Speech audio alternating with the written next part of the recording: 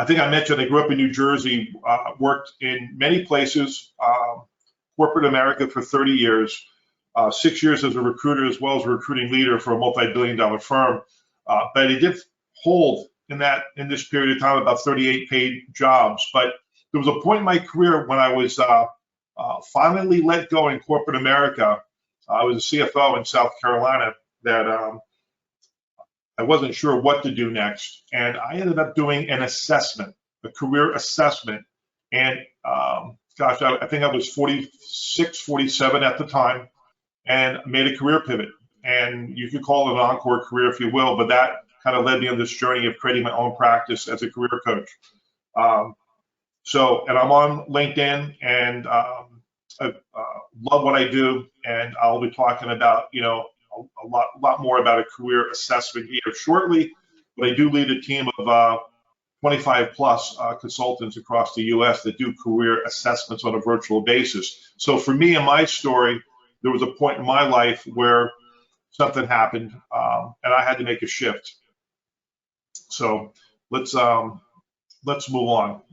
So when we think about, I want to create a framework in terms of when to reassess your career. Now, everybody launches a career, right? We go to school, high school, and we launch this career. But then what happens is that things happen to us, and in a very unexpected way. And then it stops us, hey, what should I do? Never saw this coming. But then there's other times in our lives, in our careers, where we're going to make a proactive change. We know exactly what we're doing, and we know exactly what shift we want to make and why, and we make it. And what I like to say is that there's two different positions when it comes to reassessing your career. A defensive one is when something happens to you. You get tapped on the shoulder unexpectedly on a Friday. The next thing you know, you're unemployed on Monday. Plant goes out of business. Company goes out of business. There's lots of things that happen but yet we're reacting. That's more defensive oriented. And then, of course, what I just mentioned is one that's more offensive. Now, this next slide is one that I shared for the first time at a very large university when I was asked to come in to talk to the alumni committee of their sports organization.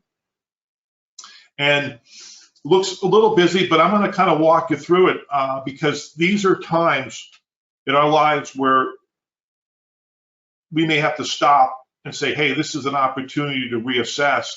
Now, if I start here in the middle where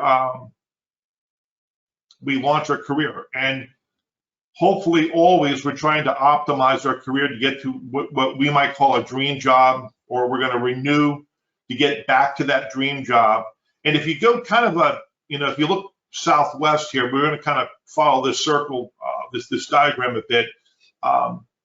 Economic downturn, COVID-19, it changed the landscape of America, of the world, but certainly in America. And COVID-19 had a lot of people out of work, out of their industry. And many of those people called us up. Ed, what do I do? Many people did not want to return to their industry. I mean by the droves. There's a time to reassess. Now, sometimes things happen, no fault of anyone's. You get sick, an accident, disability. I can't tell you the number of clients over the years that we've had where, hey, Ed, I've been out of work for 2 years taking care of my mom, my dad, my spouse. Now they're better. I got to get back to work. So these are times where, okay, now what should I do? Do I go back to what I was doing? Now, there are other times where you're with a company a while, but yet promises aren't being kept. Maybe you're with a company and it's feeling like I'm there a bit too long. In fact, the new generation of people out there right now are thinking that too long is 2.5 years, 4 years. Hey, I've been here way too long. Other people, it's still 20 years, right? But then something else happens in our careers, right? Merger, acquisition, reorganization. But certainly when your company gets acquired and you're in any kind of a shared services role where there's a potential of duplication, that's a red flag that should come up immediately. Is it time to reassess where I'm at and what I'm doing next? Because something might happen to you. Another case that happens a lot, in fact, I'll be talking about this topic again for the third time on Clubhouse this coming Tuesday, 11 a.m., the toxic workplace. But it's more than just the toxic workplace. It's also everything's going great. Next thing you know, you get a bad boss or a hostile boss. And everything that was going fine is turned upside down. There's a great time to reassess your career because you may need to get out. You may need to do something different.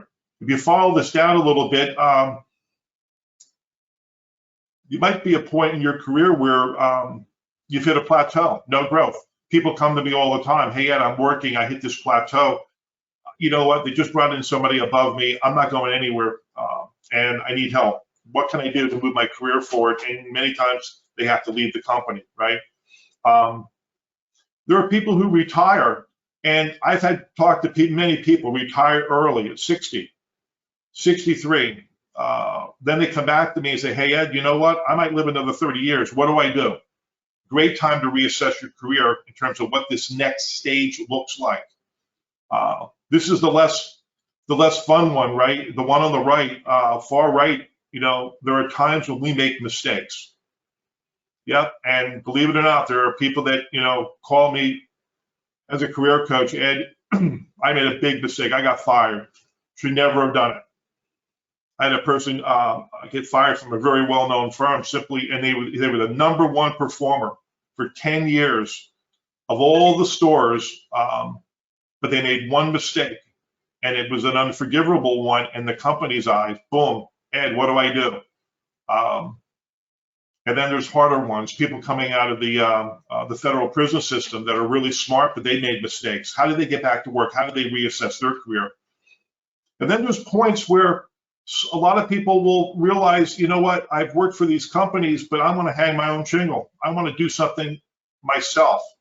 And when you hang your own shingle, you're either going to buy a business, you buy a franchise, start a consulting practice. I've helped countless people do that. But there was a time that they reassessed where they were at, and that was the direction they chose because they were ready for it. And then you have people, believe it or not, who kind of unretire. They've retired, and then, you know what, Ed, I've done enough sitting around or playing golf. You know what, I got to get back to the arena. Our last client who just hired us, as strange as it may sound, is 80 years old in DC. He and his wife are just amazing. They look like they're 60. As bright as a whip, a few health issues. They want to get back. He wants to start a consulting practice. So this slide is really meant to let everybody know, especially those people who are working, there are points that will occur where any one of these areas, it's happening to you, or you take the lead on it, and it's a great time to reassess what you might want to do next. Now, as a career coach, everyone who approaches us, we ask them the question, whether you're unemployed, whether you're working, whether you just got let go, whether you've been out of work for 2 years, whatever it is, what do you want to do next? And it could have been caused by any of those things on that previous slide.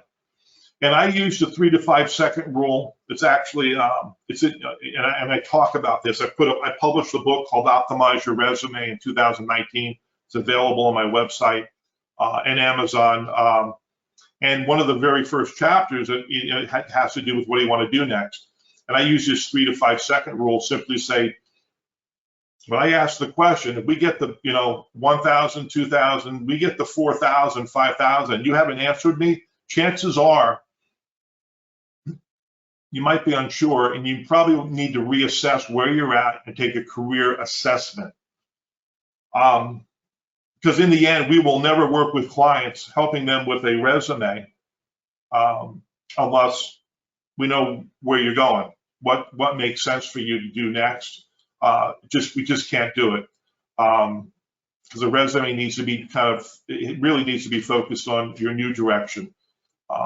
And even if you're making a pivot in your career, that pivot needs to be called out on that resume. But sometimes you're not even sure where you're pivoting to. So what I want to do is I want to talk about 4 elements of a career, a really solid career assessment, what it should look like. And whether you do a formal career assessment or you do it on your own, on a sheet of paper, this is kind of what I want you to be thinking about as you go through an assessment. 4 areas: a deep dive in your personality, who you are, your DNA, how you were put together is so critical. And then what are your interests? What do you like to do? What really turns you on? And then what skills do you have? Yep, and everybody has skills right up to, today, and those skills change. Values, so important.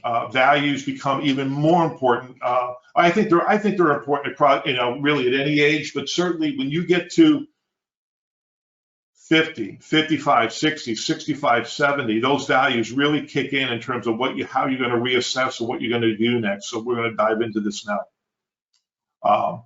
David, any questions up to this point? There's nothing that's come up just yet. So this is a good introduction into the program. Okay, good. Just on to double check. So one of the things that we start off with when you start to focus on how to reassess your career and reassess what may make sense to do best is the whole area of personality. And the first question is, what are the strengths of your personality? And if I sat down with you and I said, what are the top 2 strengths of your personality? Do you know it? Do you know what they are? And we've done hundreds upon hundreds. We're approaching 650 assessments that we've done for people. I've done well over 200 myself. But what happens is in your personality, the top 2 strengths weighted on a really, with a really good assessment, it means everything in terms of what career you need to align to that's going to bring out the best in you. There are other factors, but these 2 become so important. Now, if you're not sure what 1 and 2 is, that's a problem all by itself. Maybe you know them, but they're not equal. I've done this too long. They're in rank order, and there's always a dominant one and a second one. And then we kind of focus on the next 4. I only put number 3 here, but the next 4, I almost call them the supporting cast. And many times when we think about our personality, you may be highly, highly extroverted. That's your number 1 personality trait. You just love people. You want to engage people. But you're in a job and a career where you're doing analytical work, and the only engagement you're doing is on weekends, on a volunteer basis or with the family. May not be such a good match. So if you're not sure what 1 and 2 is, then that's one of the reasons you need to do an assessment. It's so important, those first 2. And I'll come back to it again here shortly. Now, let's look at an example.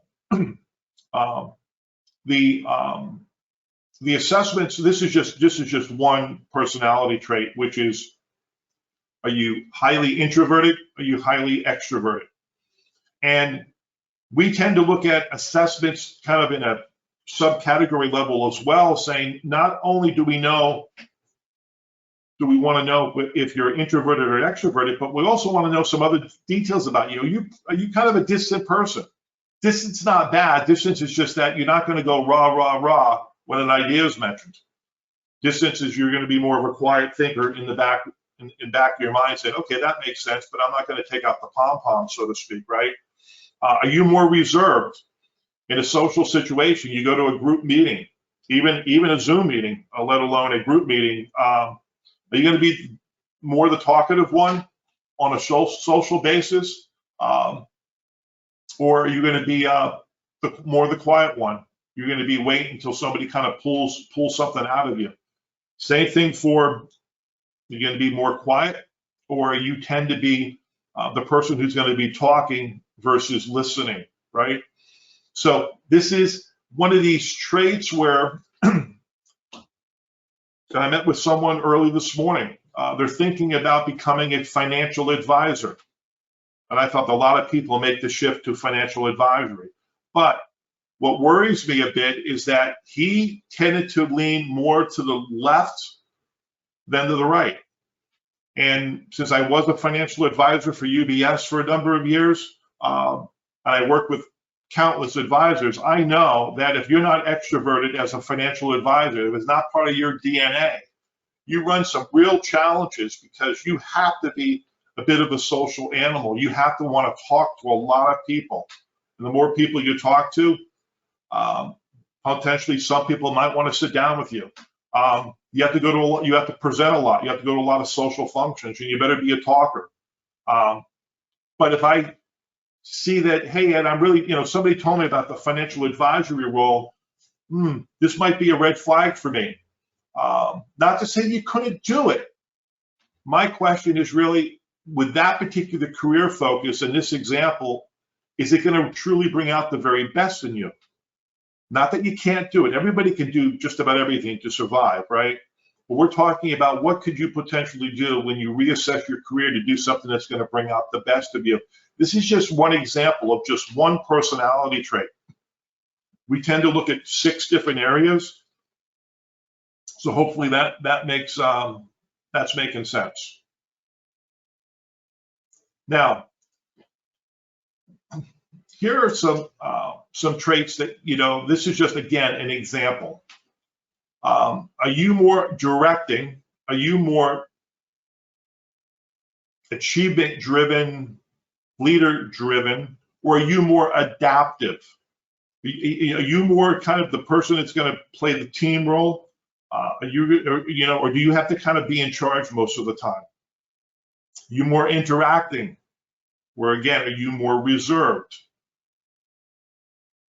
You more supportive, or hey, just the facts, dollars and cents, just the facts. You're not going to show a whole lot of emotion. You're not going to show a ton of compassion.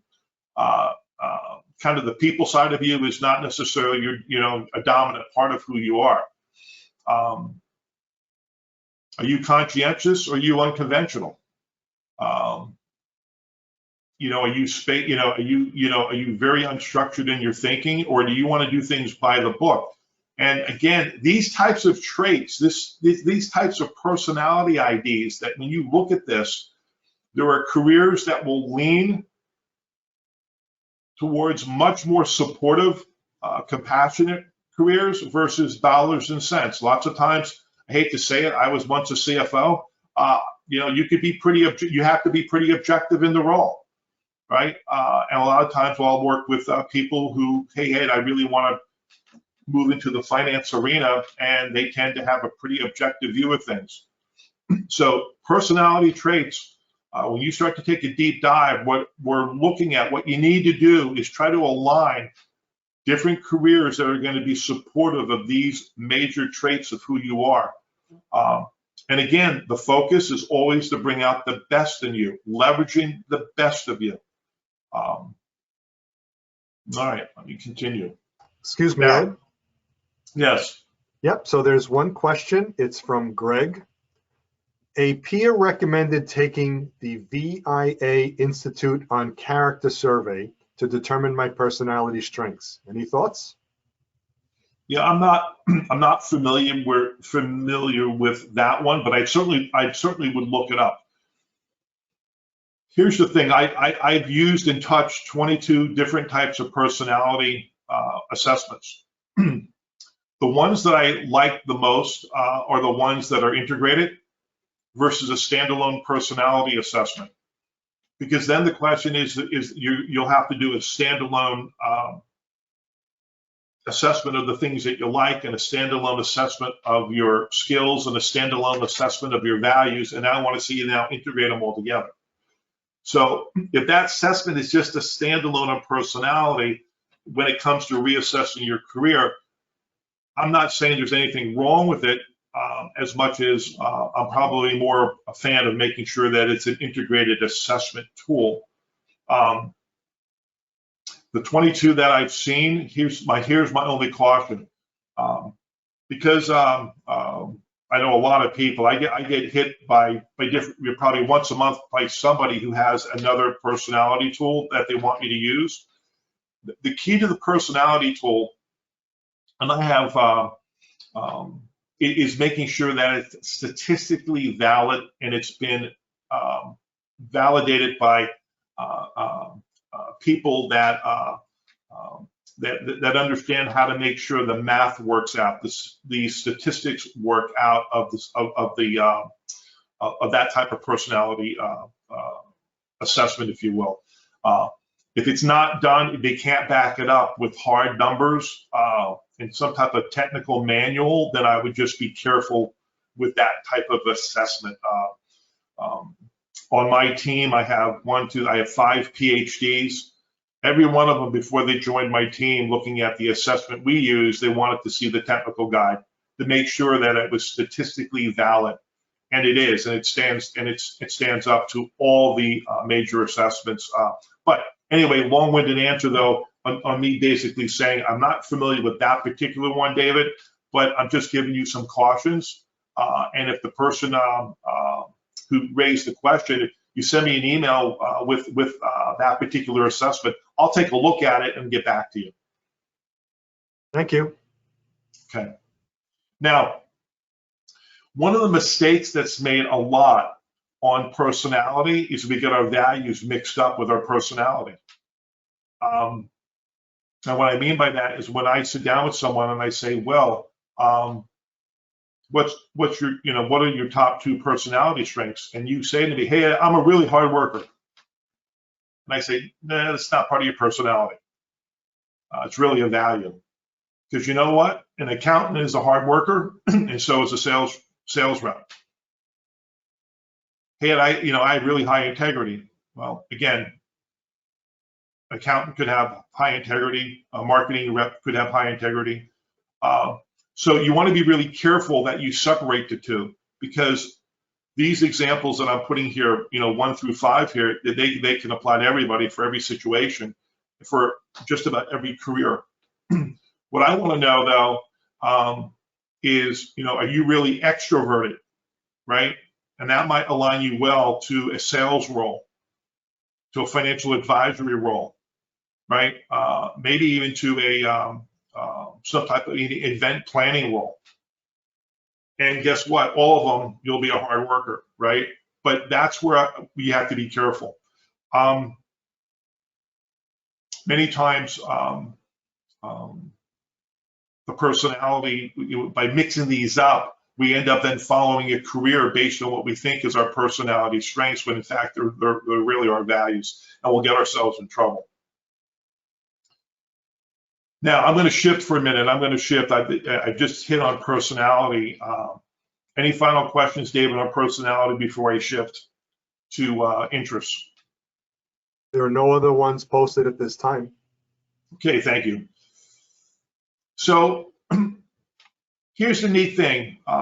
If you're unemployed, I always tell everybody, hey, if you're unemployed, there's only about 33,000 jobs in the world that you can move into.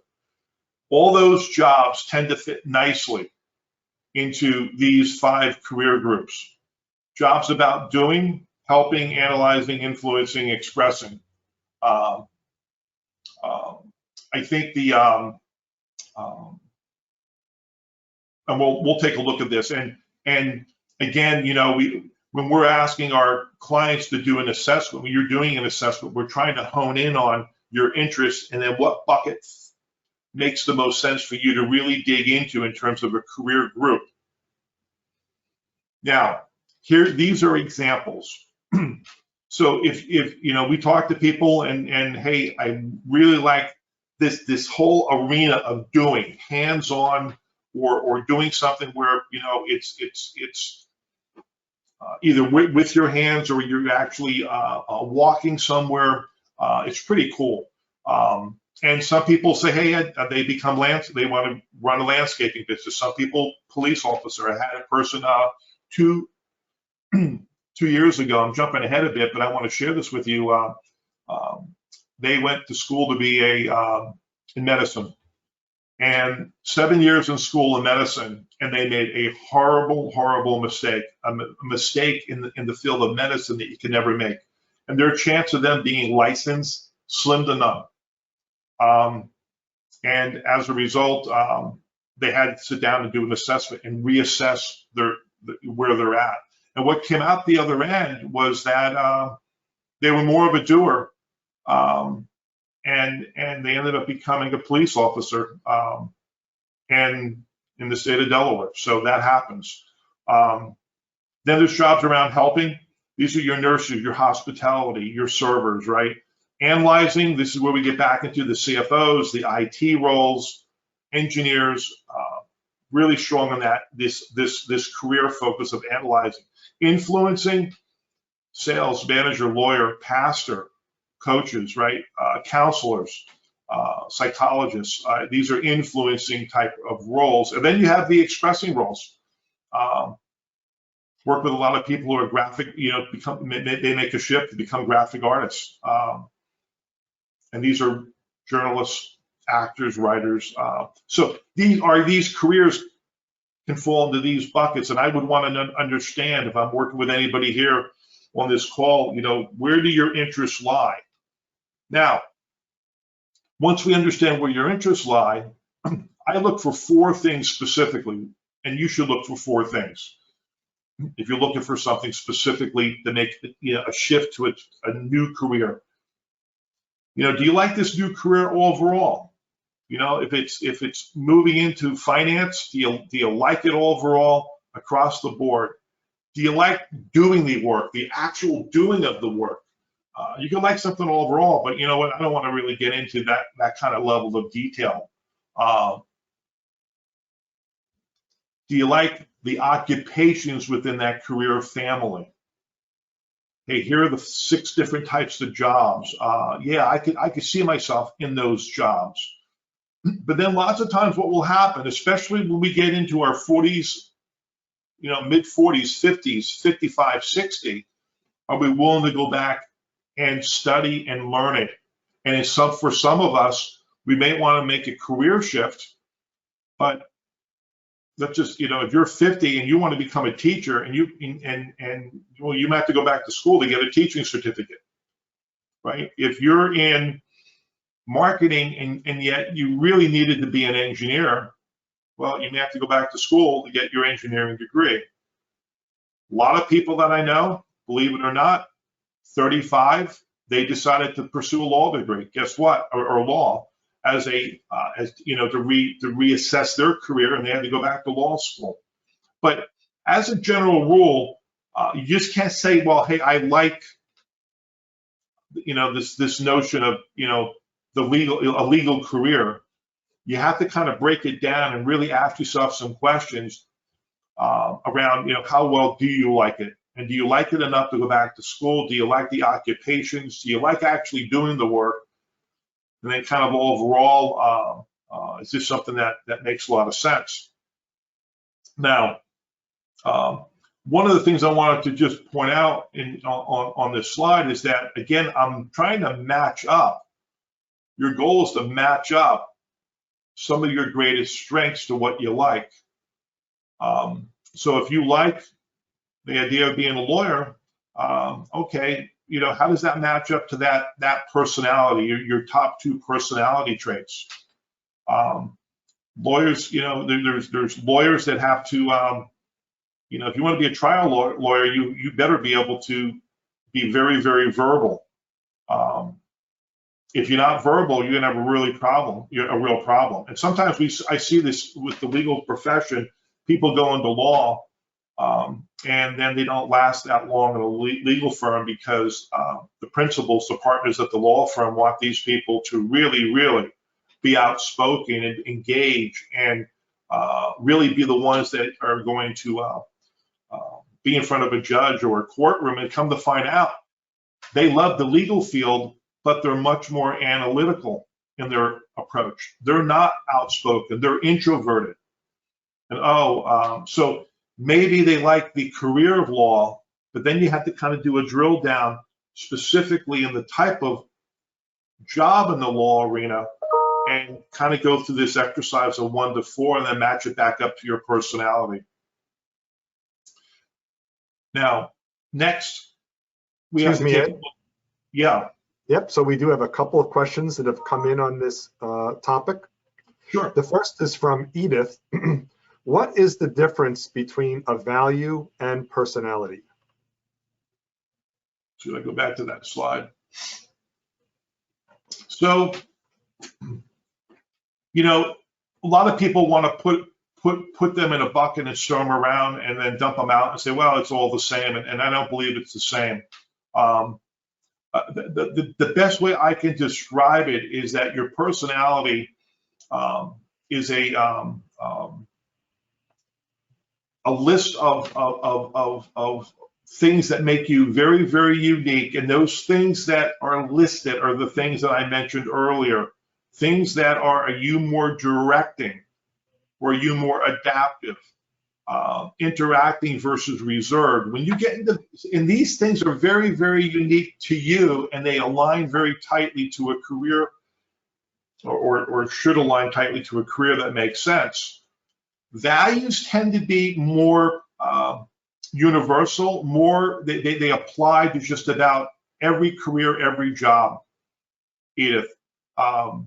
So where I think the best way to explain it would be, again, think of a value of it could apply to every single career, whether you're a hard worker, whether you have high integrity, whether you're money driven. It could apply to every single career, but yet a personality strength or a personality type may not. So some of it, I think, if you go through an assessment, you'll see the differentiation between the two, maybe a little bit more clear. But that's the best way I can describe it right now. Okay, thank you. And Matt has a question. What happens when your interests cross over between the 5 career groups? That's a great question. Then what happens, that becomes more difficult, because what'll end up happening is you'll end up having to do, what are the pluses and minuses between 2 things? I have a person now who's thinking about continuing in the IT arena as a transformational, let's say, business consultant. Yet they're very, very hands-on, and they're thinking about, you know what, I played this role, but I've always wanted to do something where I could go outside and do work. And what ends up happening is that, wow, so here's a person who wants to potentially maybe start a landscaping business, but they've been doing IT transformational work. So they have these 2 parts of them that they love equally. What it'll boil down, David, is it's going to boil down to what are the pluses and minuses, and what's going to bring out the very best of them. But we're also going to need to take a look at where values jump in, because values can be a tiebreaker when we start to get close between career interests. Probably one of the hardest people that we end up working with, and it could be some of you on the phone, is that when you have a really broad skill set and you have many, many interests. I'm actually working with a person from Princeton University right now who had graduated a few years back, has such tremendous interests, such tremendous capability. We have to work really hard at then honing it down into maybe 1 or 2 areas that make the most sense at this point in time, based on the pluses and minuses. And sometimes there's not one incredibly clear answer as much as what makes the most sense to do, but then you have to pick one. All right. Now let me move on to skills and abilities. That's another factor in all of this. Your personality could be incredibly clear in terms of you being extroverted. You might like an influencing role. That could be a really good thing. But yet you may have absolutely no analytical skill in you, no math or finance skill in you at all. And it could be your weakest skill set. Then we have to stop and we have to question, becoming a financial advisor, does that really make sense? Because financial advisors, as much as they have to be social, they also have to understand the finances. They also have to have some math skills, analytical skills. Because if that's your weakest area, then you have to stop and question, to making it, reassessing my career and moving to that type of direction, does that really make sense? Now, in other cases, your skills, it may be one of your top skills. And the example that I just gave, maybe, in this case, you're analyzing, your second greatest skill. Interpersonal is your number one. This could be potentially a person that could fit well into that financial advisory example. So what you have to be able to do is take a deep dive on your skills and be true to yourself, both from a soft skill perspective as well as a technical perspective, to make sure that based on your skill set, doing an assessment, do I have the skills? If you don't have the skills, can you go to school to get them? And do you want to go to school to get them? And if the answer is yes, you can still make the shift. You could still reassess your career and shift somewhere where you need to go.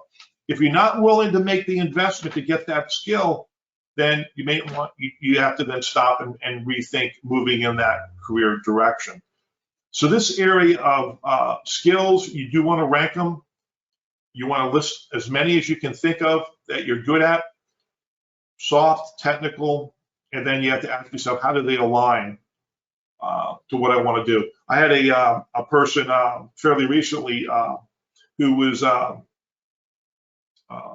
with the Texas Rangers, and he kept going up and down, and basically he finally said he was from Pittsburgh, and he met with me and he said, hey Ed, I can't do, I'm not made, even though I'm good, I'm not good enough to be in the pro. I can't stay up, and no matter what I do, I don't have the skill level that it takes to be that pro baseball player, the big league player.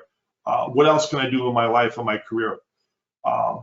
So some of the skills could be like that, as dramatic as that, and some skills could be, I don't work well with people. It's not my strength. So skills become such an important part of your exercise as you're thinking through how to go about reassessing what to do next. Now, excuse me, Ed. Sure. Actually, there's a question along kind of that same point you just made. This is a question from Alex. I like playing the trombone, but I need a job that pays for my bills. Where do I compromise? Well, you know what? I'm going to get at this in this next slide, because what happens many times, I had a person years ago, love people, compassionate. I mean, this was their top personality trait.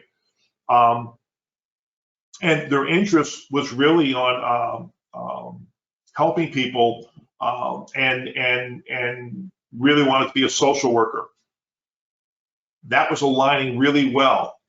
Then they actually had the skills, and they actually went to do some school work and got their baseline license to be a social worker. Everything's lining up. But then what happened, we came to her values. Her number one value was high income. It was like time out, stop, high income. What's high income? Well, Ed, I want to make $100,000, I mean, in the next 3-4 years.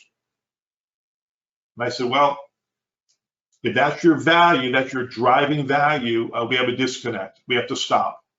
And we actually had to turn the whole thing upside down. And she had to walk away from this whole journey of a social worker, and really never correlated this drive, this value of money, and what that money meant to her versus this occupation that she thought she wanted to pursue.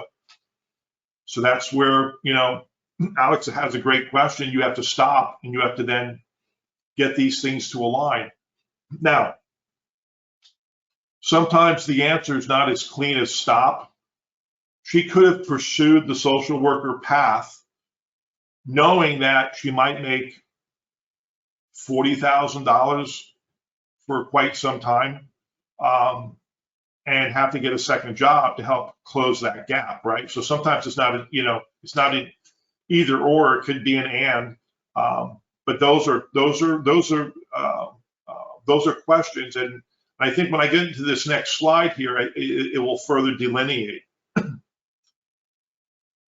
So values, we like to look at values in 3 ways. I encourage you to look at values in 3 ways. The first one is, if you were to go and shift your career, reassess and think about another career, what kind of work environment do you want to be in now?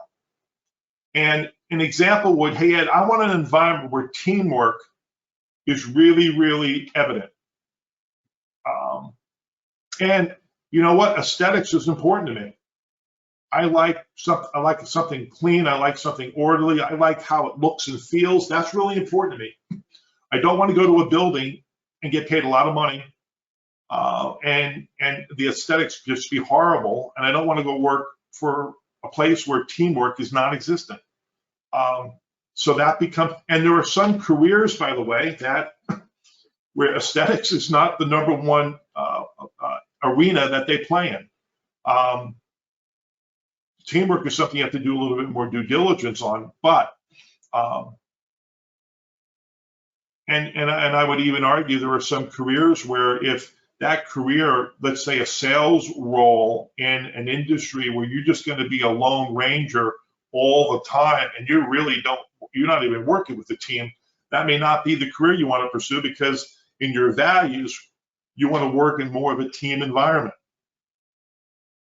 Now, the second area we look at is, if I put everything into this job, 40, 50, 60 hours into this effort, what am I going to get out of it that's important to me? Now, in this example, I'm just saying high income is really important to me.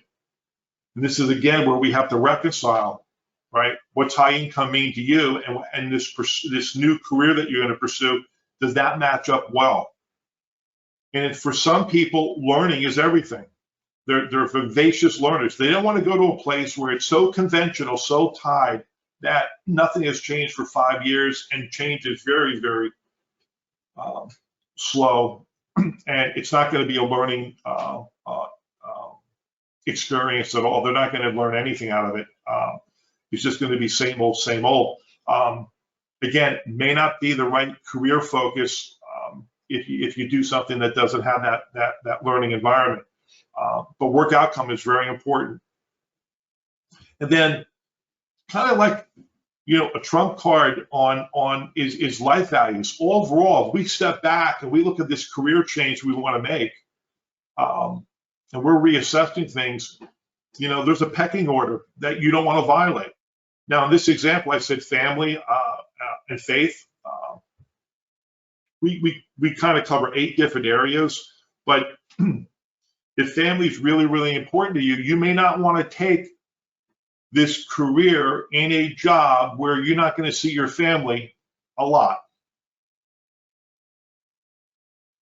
And again, it's all relative, because some people say, hey, I'm okay with being away 5 days a week and seeing my family on the weekend. Other people say, hey, I have 2 little kids at home. Family's #1, and I'm going to take a career in a job where that's not going to get violated under any circumstance. And there are some people where their faith is going to lead into a company where faith is part of what the company is about, or they're going to rally around maybe a product that touches people's lives where faith is evident. These values are all, they all need to be integrated with our decisions when we reassess our career. Many times when we don't do this, we're off in the next job and there's a knot in our stomach. We go to a career or a job within a career and there's a knot in our stomach because we haven't thought these things through. Now, as I start to summarize here, what I'm always looking for, what I'm begging you to look for, if you want to stop, reassess your career, whether it's defensive or whether it's proactive, just look at these 4 pieces carefully. look at your personality, and I talked about those big two.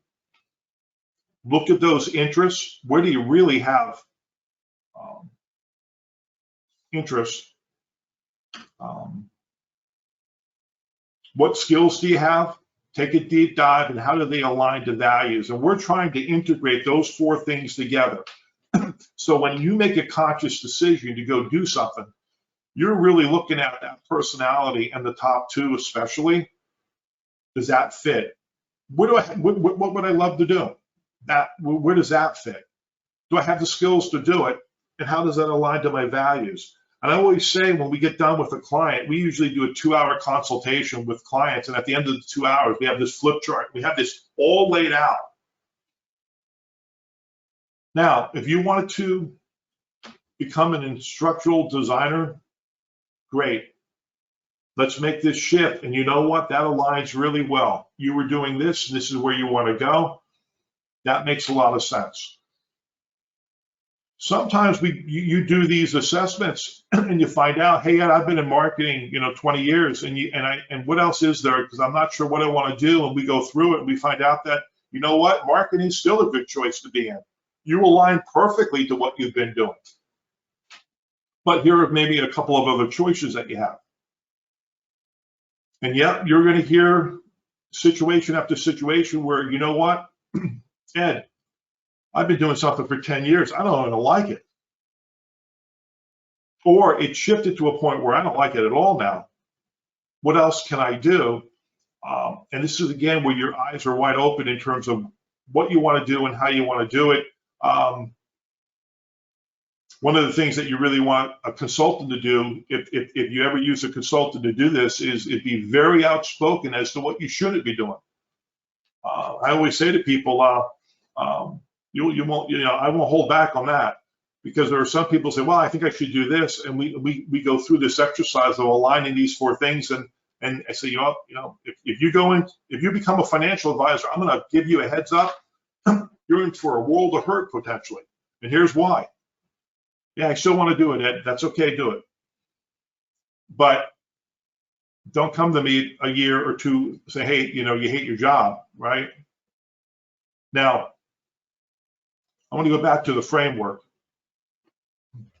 Once you launch your career, things are going to happen to you. And for a lot of people in this call, if you're in job transition, it already happened to you in some way. Or you might be working. Right now, 75%, 77% of all our clients across the US are working. They're not unemployed, they're working. And they want to get to a better place. And many of them are also reassessing what they want to do next. And it may not be what they're currently doing. In some cases, it is. And then your position is whether you want to take offensive action then. But certainly, if it's already happened to you, then now's the time to reassess. But it's more of a defensive play, but it's still a really solid play. I'm going to close with some success stories. Actually, they're all success stories because people stopped, something happened to them, and they reassessed. 7 years in entertainment, 9 months in a job search. They sat down with us, we did an assessment. Now they became a recruiter and just killing it. And I mean killing it. And in fact, they just left the recruiting firm to another firm and now is a higher level and loving it, right? But up to that point, they thought they were going to be in entertainment, and that was going to be their career path. Here's another person. This was a case where a lot of times people, if you're in a career and you want to do one of these assessments, I just want to reassess. I had a Fortune 500 CFO meet with me a few years back, and he said, "Hey Ed, I love what I do. I'm a CFO for a Fortune 500 firm, and a great guy. And I want to do one of these assessments because I just want to make sure that my next 20 years I'm not missing anything, and I'm on this right path. So a lot of times you do an assessment just to validate that everything you're doing makes sense." And I gave him a couple other choices. He explored it, and he said, he came back to me, he goes, "Ed, I still want to be a CFO. It's meant to be. But when you did the assessment and I took a deeper look at who I am my skills, my interests, and most importantly, my values, it's guiding me in terms of what that next company should look like, especially the value piece. Here's another person, Senior VP of Strategy. If I told you the name of the company, you know it in a blink. He reassessed. He walked away from corporate America as a VP of Strategy, making a lot of money to buy a franchise in South Carolina, painting franchise. He knew nothing about painting, but having a great time. And he's dealing with what you would call stress, but it's clean stress. It's not that corporate dirty stress that we've all dealt with and continue to deal with at one level, but it's clean stress. I've had countless pastors come to me of churches, and I don't know why, but they come to me, and two of them became financial advisors. One of them nationally ranked now, right? And they thought their life was to be a pastor their whole life, and really wasn't, because it really wasn't bringing out the best of them. Here's a person in Upper New York, near Connecticut, New York. They were the senior manager of a shredding business. They just did an assessment. Now they own a tree franchise, a tree service franchise. Pretty cool. Another person raised funds for universities, tens and tens of millions, just an outstanding individual. She was just a dynamo, but we did an assessment, and what came out the other end, she loves kids. That's part of who she is. She ended up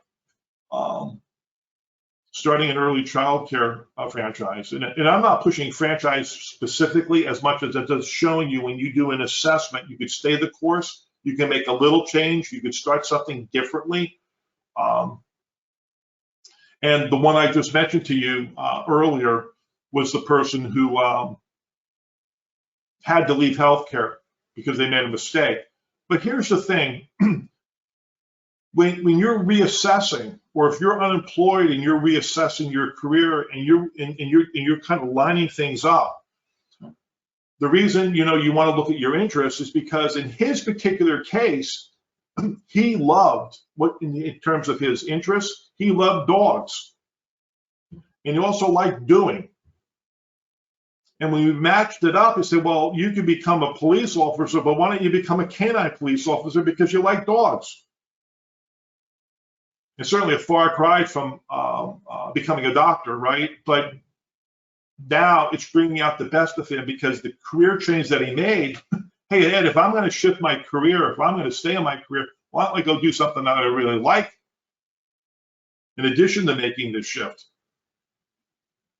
So again, a way to be thinking it through.